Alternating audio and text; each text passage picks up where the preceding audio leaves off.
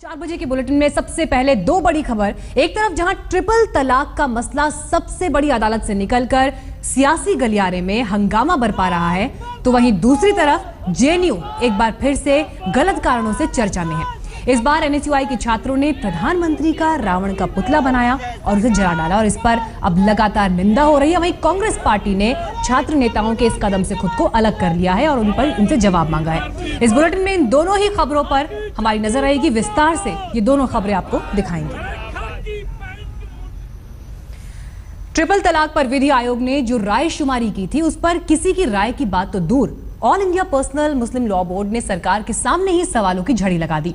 Board ने धमकी भी दी है कि वो विधि आयोग की राय शुमारी और सरकारी प्रयासों के खिलाफ आंदोलन करेंगे।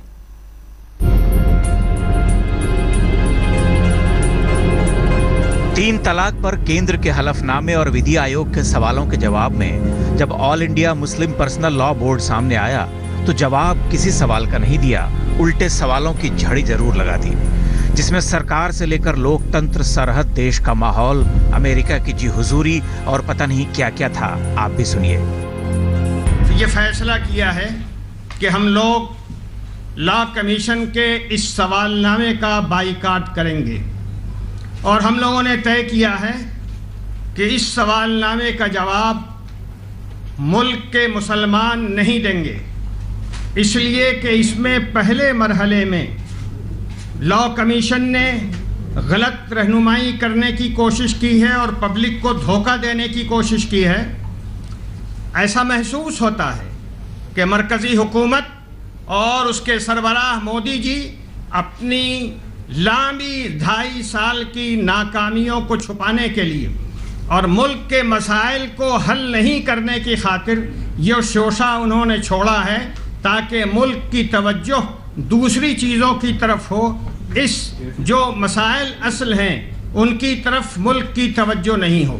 एक नई जंग छेड़ दी है मोदी साहब ने इस मुल्क में और सरहद तो संभल नहीं रहा है, माफ़ कीजिएगा, और सूरत हाल ये है कि अंदरूनी जंग के लिए फ़िज़ा तैयार की जा रही है। ऐसी शक्ल में हम लोगों की जिम्मेदारी है कि हम जमहूरी तरीके से अपनी आवाज़ बुलंद करें। इससे पहले जब सरकार ने सुप्रीम कोर्ट में हलफनामा दिया था तो कहा था कि ट्रिपल तलाक लैंगिक समानता के अधिकार के खिलाफ है, धर्मनिरपेक्ष देश में विभाजनकारी और शरिया कानून के तहत अनुचित है, महिलाओं को समानता का अधिकार सबसे महत्वपूर्ण है, ट्रिपल तलाक और बहुविवाह को लैंगिक समानता के प्रकाश में देखना चाहिए, भारत में महिलाओं को संवैधानिक अधिकार मिलना चाहिए। बांग्लादेश और पाकिस्तान जैसे 20 इस्लामिक देशों ने भी शादी के कानून लागू कर दिए हैं। इसी मुद्दे पर विधि आयोग ने देश के लोगों से राय मांगी थी और 16 सवाल पूछे थे। आयोग ने पूछा था कि क्या मौजूदा पर्सनल लॉ में सुधार की जरूरत है, क्या 3 तलाक का चलन खत्म कर देना चाहिए या इसे बरकरार रखना चाहिए या उचित संशोधनों के साथ बरकरार रखना चाहिए, क्या समान नागरिक संहिता में तलाक, शादी, गोद लेने, बच्चों की कस्टडी, उत्तराधिकार और पैतृक धन जैसे विषयों को भी शामिल करना चाहिए।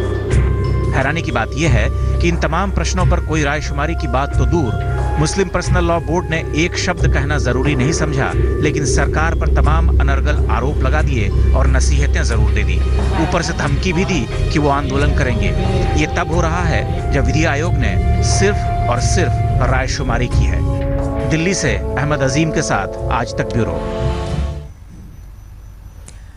तो राय शुमारी के लिए पूछे गए सवालों का जवाब नहीं, लेकिन सरकार पर उल्टा निशाना जरूर साध दिया।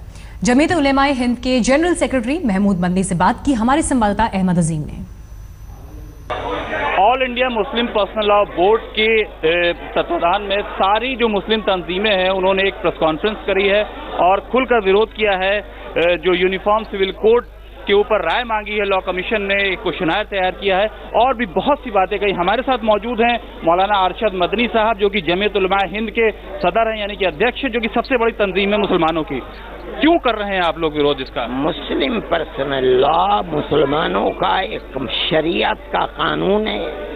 हमारे ईमान और अकीदे के एतबार से उस कानून की बुनियाद अल्लाह की किताब कुरान है या रसूलुल्लाह की हदीसें हैं। कोई अगर उसके खिलाफ यकसा सिविल कोड के इस मुल्क में रहने वालों का एक ही कानून रहेगा इसका मतलब है कि 20 करोड़ मुसलमान अपने मजहबी तशख़्ख़ुस के साथ इस मुल्क में जिंदा नहीं रहेंगे। हमको ये मंजूर नहीं है। आज जो हलफनामा दाखिल किया गया है उसमें कहा जाता है कि यकसा सिविल कोड सबका होना चाहिए। ये जमहूरियत है और इससे मुल्क के अंदर इत्तेहाद पैदा होगा। हम ये समझते हैं कि ये धोखा है। हम तो इस मुल्क हम इस मुल्क के अंदर 1300 साल से रह रहे हैं और अपने इस्लामी सिविल कोड के साथ रह रहे हैं। कहीं कोई इख्तिलाफ नहीं है। हमारे साथ अक्सरियत भी है, हमारे साथ अक़लियत भी है। इस मुल्क की आज़ादी के लिए हमने मुसलमानों ने अपने पर्सनल लॉ के साथ हिंदुओं के साथ शाना बशाना नहीं आगे रह करके मुल्क की आजादी के लिए आप लोग बॉयकॉट कर रहे हैं उसको बिल्कुल बाइकाट किया। और इसके अलावा आप कह रहे हैं कि हम लखनऊ से जो है पूरी एक मुहिम शुरू कर लखनऊ नहीं, लखनऊ से आज शुरू कर रहे हैं। आज लखनऊ के अंदर है, उसके बाद धोलिया के अंदर है, मालीगांव के अंदर है, मुरादाबाद के अंदर है। हमने 20 नवंबर को 19-20 देवबंद के अंदर सारे हिंदुस्तान से लोगों को बुलाया है। हम तो इस काम को शुरू कर रहे हैं। मुस्लिम पर्सनल बोर्ड ने भारत में जहां अलग अलग धर्म और समुदाय के लोग बसते हैं उनकी बात की, वहां यूनिफॉर्म सिविल कोड मुनासिब नहीं है, लेकिन बीजेपी के साक्षी महाराज ने उन्हें अपने ही अंदाज में जवाब दिया। हम सब लोगों की एक राय है कि यूनिफॉर्म सिविल कोड इस मुल्क के लिए किसी तरह मुनासिब नहीं है। ये मुल्क गंगा जमनी तहजीब का मुल्क है। यहाँ मुख्तलिफ मजहब के मानने वाले रहते हैं, मुख्तलिफ तहजीबों के मानने वाले रहते हैं, अलग अलग कल्चर है उनका, अलग अलग रीत रिवाज है।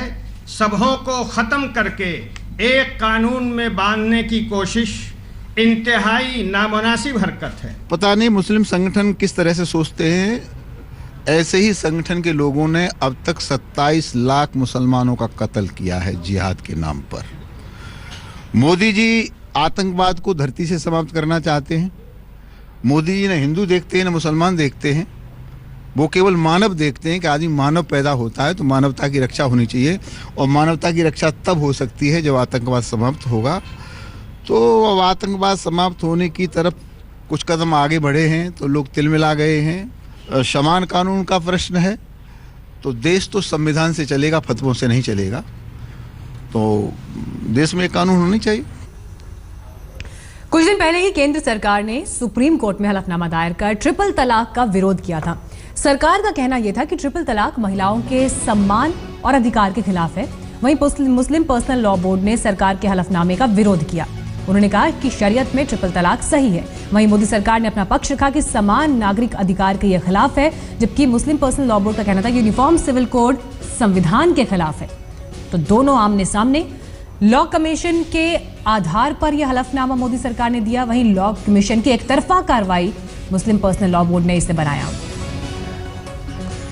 अब आइए आपको बताते हैं कि इससे पहले और ऐसे कौन कौन से देश हैं जहां पर ट्रिपल तलाक को बैन किया गया। बांग्लादेश में 1971 से ही, जब बांग्लादेश बना था उस वक्त से ही इसे बैन कर दिया गया था। पाकिस्तान में 1961 से इसे बैन किया गया। सीरिया 1953 पर यह बैन लग गया था। ये तमाम वो कंट्रीज है जहां पर इस्लामिक नेशंस इन्हें कहा जाता है। मिस्र में 1929 से ही ट्रिपल तलाक पर बैन है, और ऐसे में अब भारत में भी इसको लेकर मांग पिछले काफी वक्त से उठ रही थी, और इसको लेकर ही जब सरकार ने हलफनामा दाखिल किया तो अब इस पर मुस्लिम पर्सनल लॉ बोर्ड और सरकार आमने सामने आ गए हैं।